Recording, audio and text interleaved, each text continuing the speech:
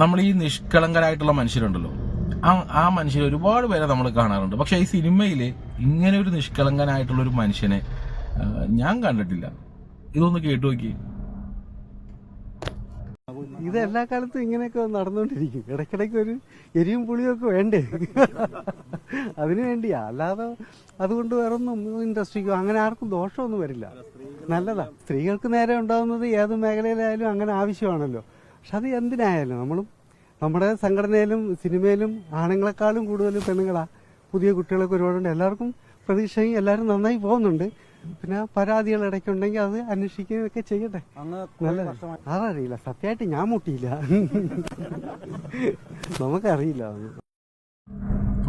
Hema committee റിപ്പോർട്ടിനെതിരെയുള്ള ചോദ്യത്തിനുള്ള അദ്ദേഹത്തിന്റെ മറുപടിയാണ്. എത്ര നിഷ്കളങ്കമായിട്ടാണ് അദ്ദേഹം പറഞ്ഞിരിക്കുന്നത്. അവസാനം അദ്ദേഹം കൂട്ടിച്ചേർക്കുന്നുണ്ട്, ഞാൻ മുട്ടിയിട്ടില്ല.